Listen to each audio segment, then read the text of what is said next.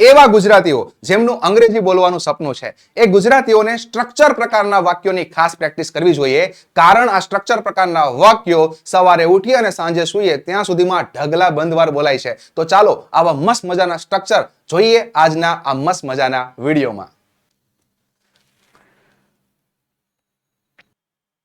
પહેલું સ્ટ્રક્ચર જોઈએ જે ખૂબ જ કામનું છે અને રોજિંદા જીવનમાં વારંવાર ઉપયોગમાં લેવાય છે. મને નથી લાગતું તે ગંભીર છે. મને નથી લાગતું કે તે સાચું કહી રહી છે. મને નથી લાગતું કે તેઓ સહમત થશે. મને નથી લાગતું કે તે જરૂરી છે. તો આ પ્રકારના ગુજરાતી વાક્યોનું જોઈએ ટ્રાન્સલેશન અને જોઈએ સાથે સાથે એનું સ્ટ્રક્ચર.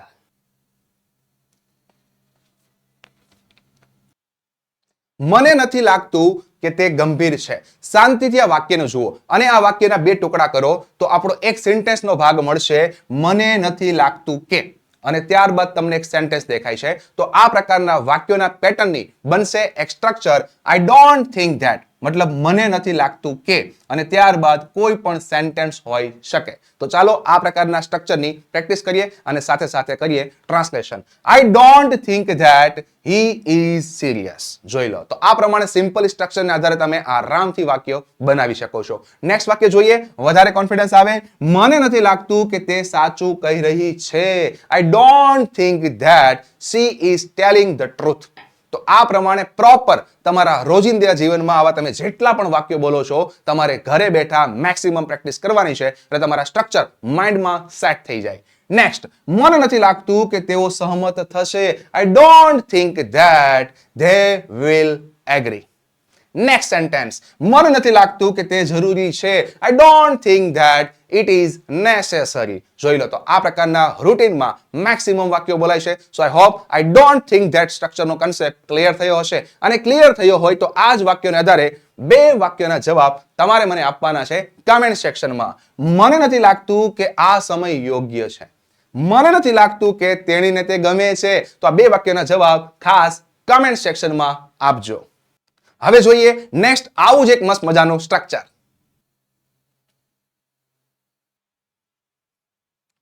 ધીરે ધીરે તેણી અંગ્રેજી શીખી રહી છે. ધીરે ધીરે તને સફળતા મળશે. ધીરે ધીરે અમે અમારા લક્ષ્ય સુધી પહોંચી રહ્યા છીએ. ધીરે ધીરે હું બધું સમજી રહ્યો છું. તો આ પ્રકારના વાક્યો પણ આપણે રોજિંદા જીવનમાં ઘણી બધી વાર બોલીએ છીએ. તો ચાલો આ પ્રકારના વાક્યનું જોઈએ ટ્રાન્સલેશન અને સમજીએ સિન્ટેક્સ. ધીરે ધીરે તેણી અંગ્રેજી શીખી રહી છે. શાંતિથી આ વાક્યને ઓબ્ઝર્વ કરો તો તમને ધીરે ધીરે એક નાનો શબ્દ દેખાય છે અને ત્યારબાદ તમને એક પ્રોપર વાક્ય દેખાઈ રહ્યું છે. તો આ પ્રકારના વાક્યોની સિન્ટેક્સ બનશે, સ્ટ્રક્ચર બનશે ગ્રેજ્યુઅલી પ્લસ સેન્ટેન્સ. યસ, તો ધીરે ધીરે માટે આપણે લખીશું ગ્રેજ્યુઅલી, અને સેન્ટેન્સ માટે આપણે જોઈએ તો તેણી અંગ્રેજી શીખી રહી છે. શીખી રહી છે ચાલુ વર્તમાન કાળ. તો આખું વાક્ય બનશે gradually she is learning English. તો આ પ્રમાણે પ્રોપર સિન્ટેક્સ તમે મેક્સિમમ પ્રેક્ટિસ કરશો તો તમારું કામ ઇંગ્લિશ બોલવાનું બહુ જ આસાન થઈ જશે. ચાલો આ પ્રકારના સિન્ટેક્સની પ્રેક્ટિસ કરીએ વધારે એક્ઝામ્પલથી. ધીરે ધીરે તને સફળતા મળશે. ગ્રેજ્યુઅલી સફળતા મળશે મતલબ સાદો ભવિષ્યકાળ. Gradually you will get success. જોઈ લો, અને તમને પણ સફળતા મળશે આવી હું ઈચ્છા રાખું છું. તો એના માટે ખાસ વિડીયોને લાઈક કરી દેજો. નેક્સ્ટ, ધીરે ધીરે અમે અમારા લક્ષ્ય સુધી પહોંચી રહ્યા છીએ. તો ગ્રેજ્યુઅલી પહોંચી રહ્યા છીએ ચાલુ વર્તમાન કાળ. Yes, gradually we are reaching our destination.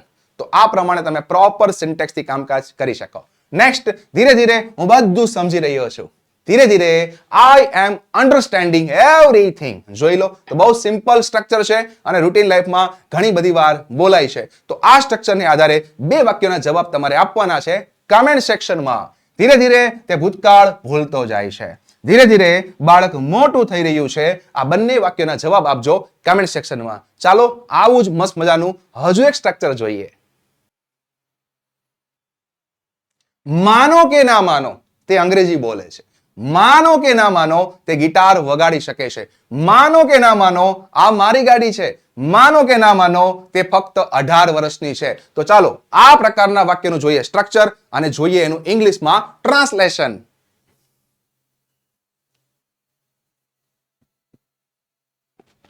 માનો કે ના માનો તે માનો કે ના માનો તે અંગ્રેજી બોલે છે. તો અહીંયા માનો કે ના માનો એ આપણું છે structure. Believe it or not. અને ત્યારબાદ તમને દેખાશે કોઈ વાક્ય. તો આ સ્ટ્રક્ચરને આપણે ફોલો કરીને સમજીએ એક્ઝામ્પલ સાથે translation. Believe it or not મતલબ માનો કે ના માનો તે અંગ્રેજી બોલે છે. He speaks English. સાદો વર્તમાન કાળ છે તો એ પ્રમાણે પ્રોપર વાક્ય રચના ફોલો કરીશું અને આખું વાક્ય બનશે believe it or not he speaks English. Next વાક્ય જોઈએ, વધારે પ્રેક્ટિસ કરીએ. માનો કે ના માનો તે ગિટાર વગાડી શકે છે. તો માનો કે ના માનો મતલબ believe it or not. Guitar વગાડી શકે છે, વર્તમાનની વાત છે, શક્તિ, ક્ષમતા, સામર્થ્ય છે, મતલબ modal auxiliary can plus V1. Yes, believe it or not he can play the guitar.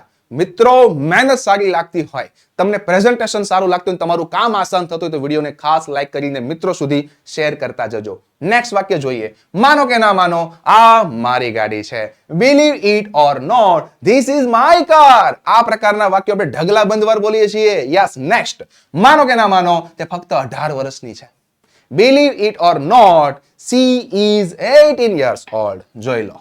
Yes, તો આ પ્રમાણે તમે આરામથી ટ્રાન્સલેશન કરી શકો છો અને મેક્સિમમ પ્રેક્ટિસ કરીને તમારું અંગ્રેજી બોલવાનું સપનું સાકાર કરી શકો છો. તો હવે આ કન્સેપ્ટને આધારે 2 વાક્યોના જવાબ આપો કમેન્ટ સેક્શનમાં. યસ, માનો કે ના માનો તે તમને પ્રેમ કરે છે. માનો કે ના માનો તેઓ સ્પર્ધા જીતી ગયા. તો આ 2 વાક્યોના જવાબ આપવાના છે કમેન્ટ સેક્શનમાં. ચાલો આવું જ મસ્ત મજાનું નેક્સ્ટ સ્ટ્રક્ચર જોઈએ.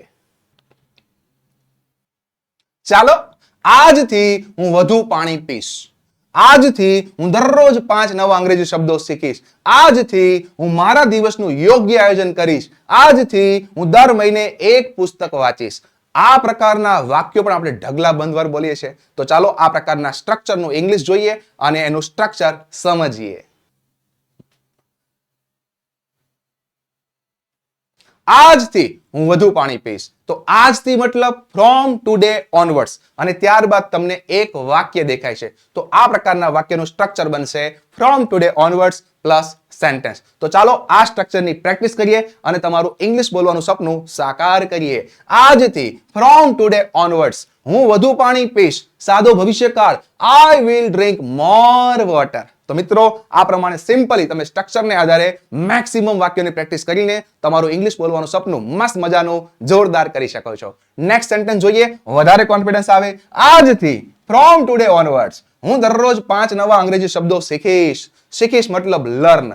સાદો ભવિષ્યકાળ મતલબ આઈ વિલ લર્ન. શું શીખીશ? 5 ન્યૂ ઇંગ્લિશ વર્ડ્સ. દરરોજ મતલબ ડેઈલી. તો આખું વાક્ય શું બન્યું? From today onwards I will learn 5 new English word daily. બસ આ પ્રમાણે સિમ્પલી વાક્યો આરામથી બની જાય, ખાલી પ્રેક્ટિસ કરવાની હોય. નેક્સ્ટ, આજથી હું મારા દિવસનું યોગ્ય આયોજન કરીશ. પ્લાન કરીશ, જે બોલો એ. તો હવે આ વાક્યનું ઇંગ્લિશ કરીએ. આજથી from today onwards I will plan my day properly. જોઈ લો. તો આ પ્રમાણે તમે સિમ્પલી ટ્રાન્સલેટ કરી શકો છો. નેક્સ્ટ વાક્ય જોઈએ, વધારે કોન્ફિડન્સ આવે. આજથી હું દર મહિને 1 પુસ્તક વાંચીશ. From today onwards I will read a book. દર મહિને મતલબ એવરી મંથ. જોઈ લો. તો સિમ્પલી તમે આ પ્રમાણે ટ્રાન્સલેટ કરી શકો છો.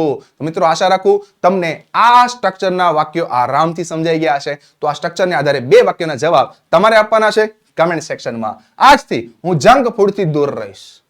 આજથી હું મારા દિવસનું યોગ્ય આયોજન કરીશ. તો મિત્રો, આના જવાબ તમારે મને ખાસ કમેન્ટ સેક્શનમાં આપવાના છે.